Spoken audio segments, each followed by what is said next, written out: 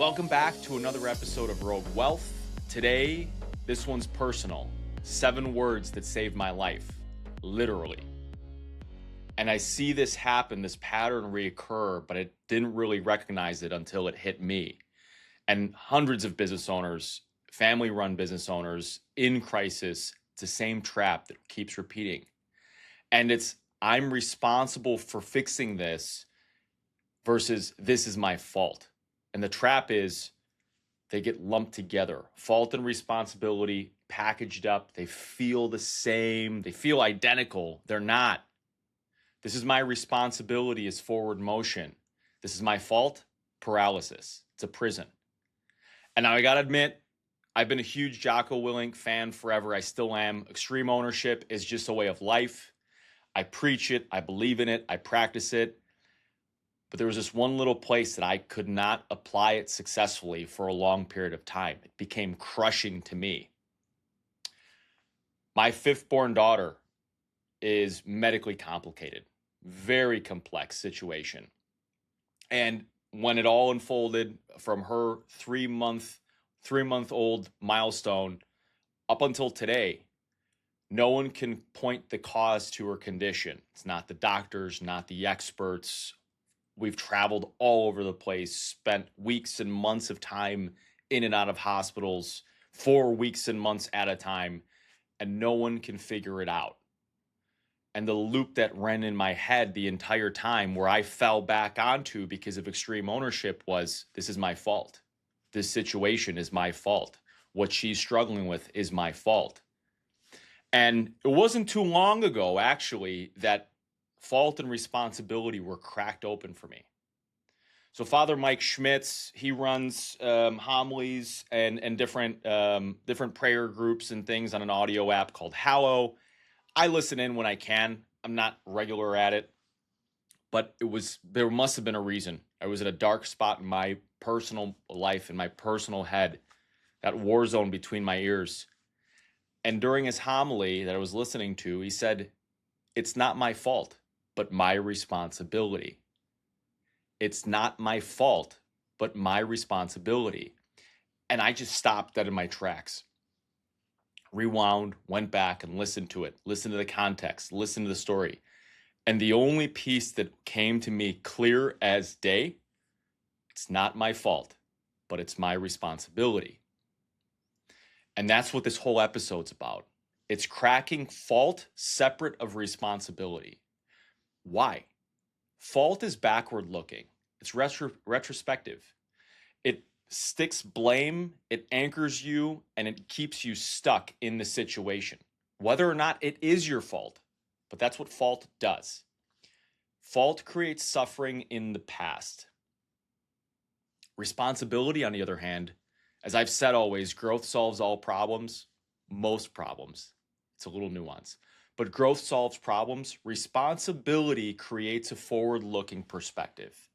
It's the only way of thinking that allows you to be growth-minded and take a position of action.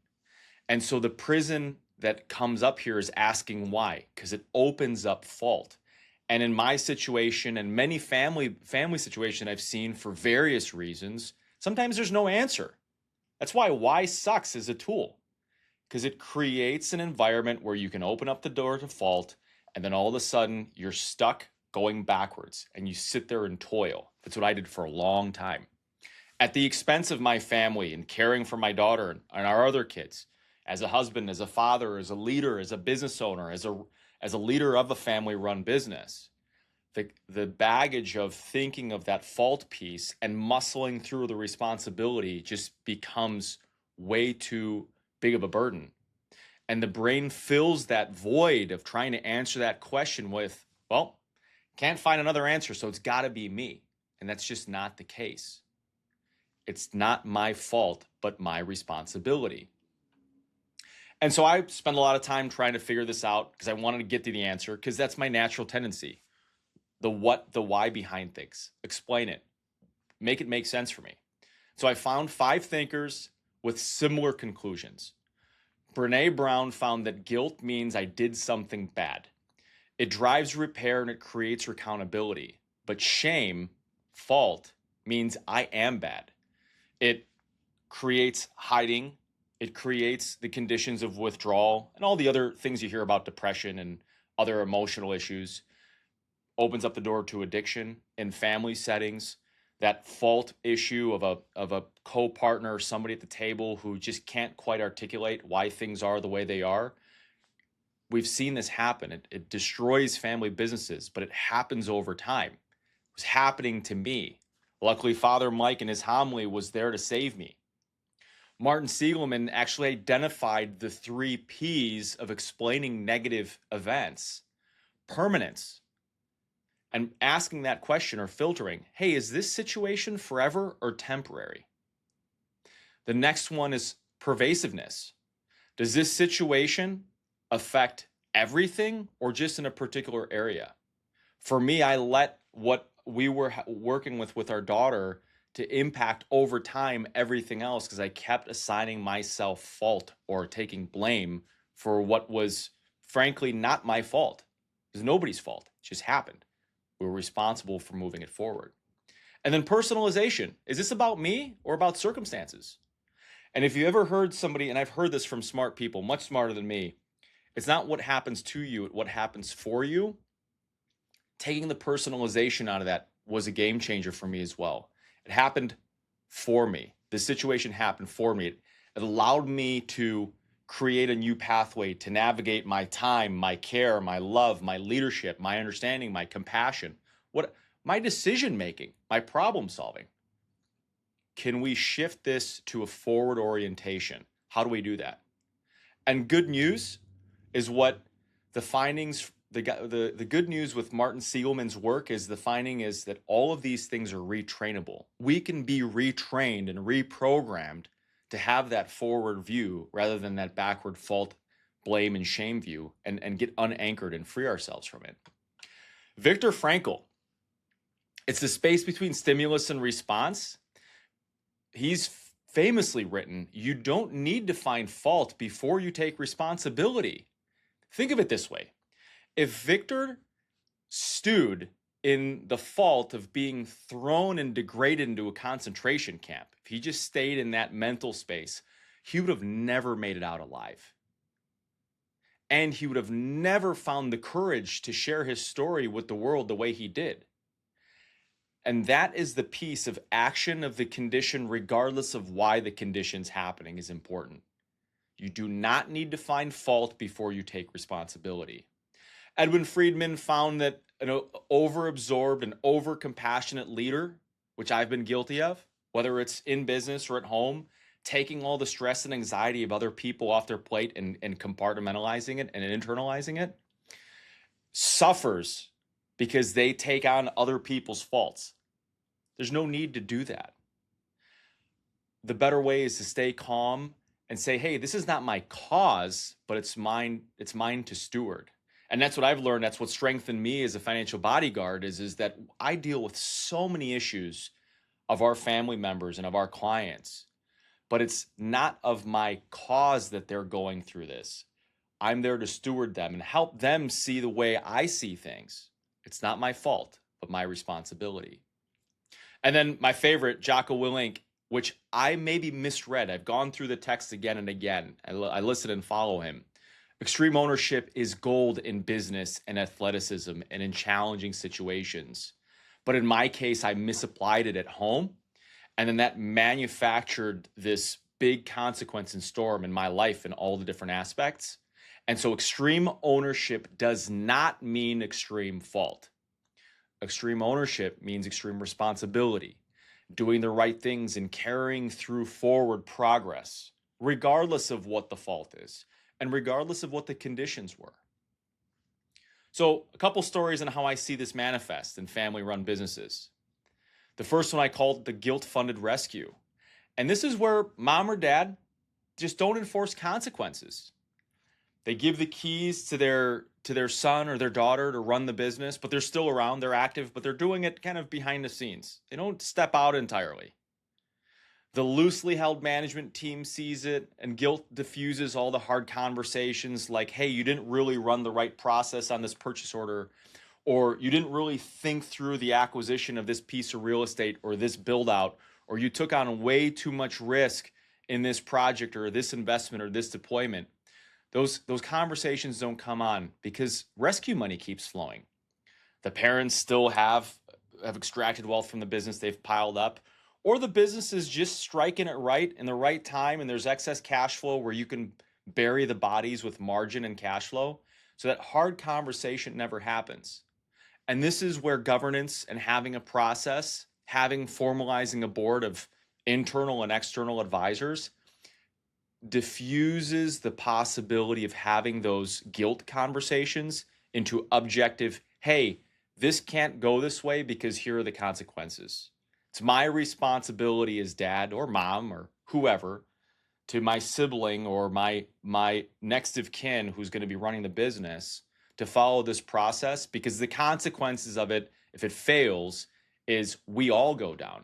Not only the business, the family and the business, but all the staff, the employees, the community, and everybody that's involved with it. Another way that I see it show up is that overprotective estate plan. It's that estate plan where mom just locks down the trust to protect the daughter who's already aged out, gotten their education, started setting up a life, and maybe married and kids and has all that stuff. But mom still demands to be on the checkbook to make sure that every nickel and dime spent back and forth. And similar to the earlier situation, anytime there's a little bit of slip up, and it creates the incentive to never want to be fiscally disciplined because the daughter knows, hey, mom's going to fill it back up. There's trust money there. So this protection process, this hovering and helicoptering of the parents that I see, or the generation prior says, hey, it's my responsibility because it's my fault, keeps and continues on creating these environments where the next generation just doesn't grow up. And they're adults. I've seen it. Been doing this for 20 some odd years now. And the same patterns keep recurring. It's the prior generation walking away from the fault part. Extreme ownership, extreme responsibility doesn't mean extreme fault. You don't need to feel guilty for the conditions that the next generation do. You need to be able to step away from that. Kind of like the founder who just doesn't let go. Well, hey, what if my son fails and the business fails with it? Did I fail? Succession plans are on paper only, but the son's decision making, once you do execute on that succession plan, or that next generation executes on it, and that business loses steam for what have you, for whatever reason, that's not your fault. You're going through the process.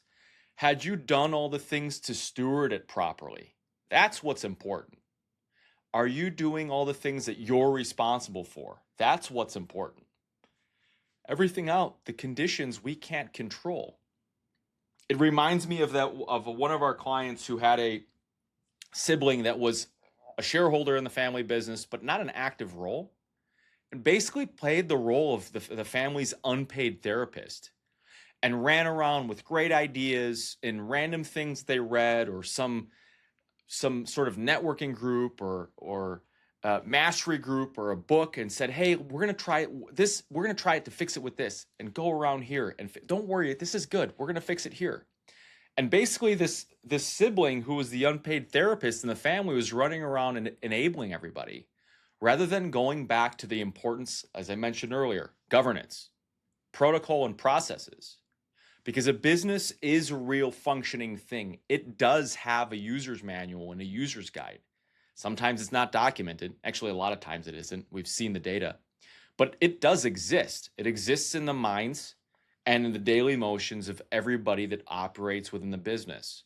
Capturing those documents and those SOPs, creating them, and creating the governance structure around it protects the family from that unpaid therapist sibling, or that founder who can't let go, or that guilt-minded parent, or that overprotective mom who's getting their fingers in the next generation and running the business and their personal lives.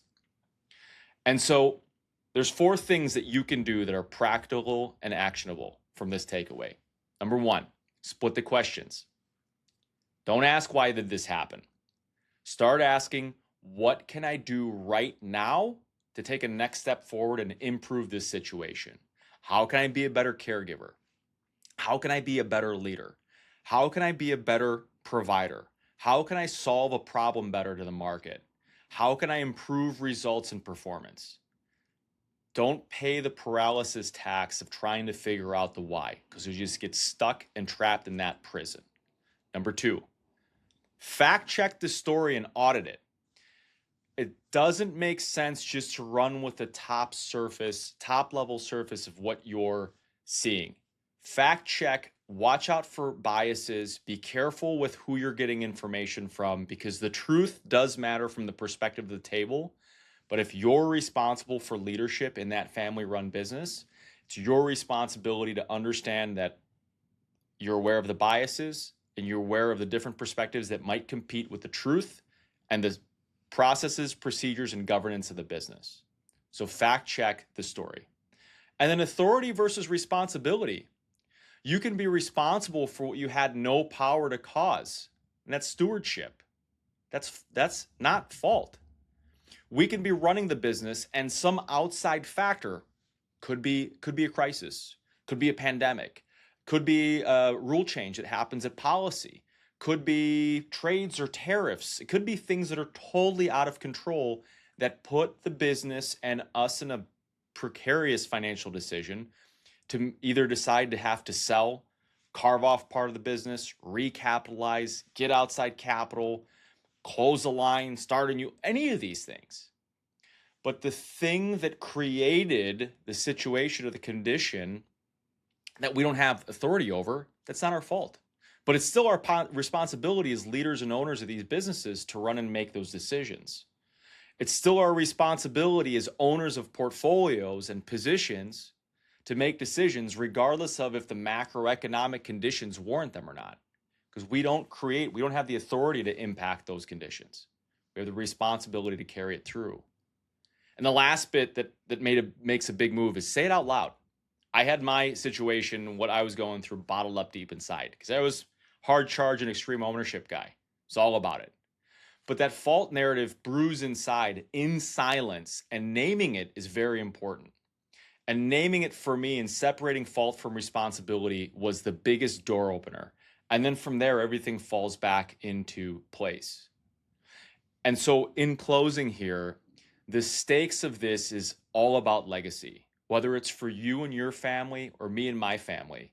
The legacy of what we're building and creating and the decision making that we do, and we have to do, right? As soon as you wrap up listening in today, there's a decision that's facing you.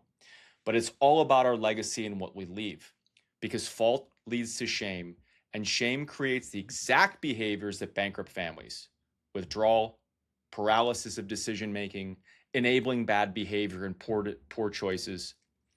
Families that survive adversity share all of the same line. This happened. I didn't cause it. I own what comes next. It's not my fault. It's my responsibility. And I'll leave you with this. Those 7 words that changed how I show up with my family, with my clients, and my business are exactly the accountability driver that I've seen work deployed, that I now name actively in our roundtables with our clients of let's identify the responsible people here and who we can do, who's going to do what by when. So as I said, those 7 words saved my life, literally. And now that I'm able to name it and understand the moves, what I've done for our clients over the past couple decades, I can name now, and this works every time. It's not my fault. It's my responsibility. It's your responsibility, regardless of what happens around you, to figure out who's responsible to do what by when and look forward and keep moving. In closing, if you're still here with me right now today, it's because you might be wrestling with something really heavy.